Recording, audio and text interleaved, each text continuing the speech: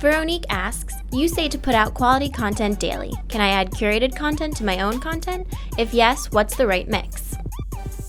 V, thanks so much for a great first question. I'm really excited. By the way, I've been really missing the show between the weekend and traveling to LA and St. Louis on Monday and Tuesday. Big shout out to everybody who's listening on the podcast.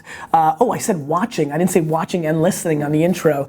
Well, that's just how it is sometimes. Anyway, the answer to your question is absolutely. As a matter of fact, I think what I call DJing, the ability to take content that's going on all around the world right now and bring it into your voice and putting it out there is an enormous skill set. I think it's mapping what's happening in the actual music world, right? You look at what's happening in EDM and other places of that nature. DJs, people that are able to take a lot of different things and put them together, it's really like being a great chef, isn't it?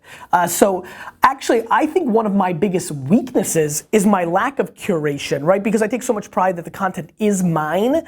I haven't gone out and taken, articles from other people and then kind of jumped on top of that. I remember loving Tumblr. One of the reasons I invested in Tumblr way back when was the notion of reblogging, right? Like tumbling something. You hit somebody else's blog post and then you wrote your 2 cents on top of it. The retweet functionality with a quote and then you'd put your own 2 cents on Twitter, I think still has a lot more potential. They limit you to room. I'd love the ability to retweet and then have 140 characters and let the whole thing be 250 characters. Twitter, you should steal that because I think that would make Twitter much better. I think the adding of 2 cents has always been something that I think has been valuable. And you look at somebody like Guy Kawasaki, if you go look at his Twitter feed, it's all curation, right? He treats himself like a media company. It's almost not him, it's like the Guy Kawasaki, a network, and he's just putting out hundreds of tweets a day, it feels like, of just different articles, things of that nature, kind of like a human nuzzle.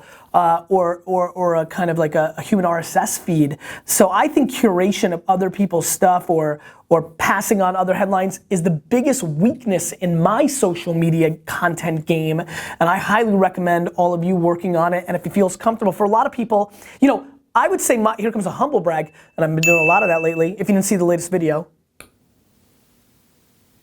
I like that dynamic pause. Don't edit it.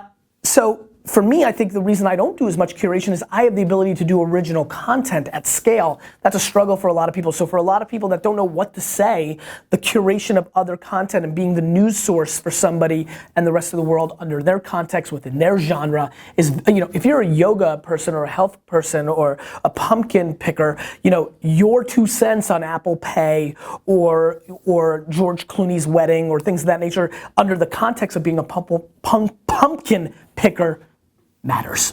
Oh crap, wait, subscribe! I need subscriptions because I can't push this many right hooks in social, so subscribe!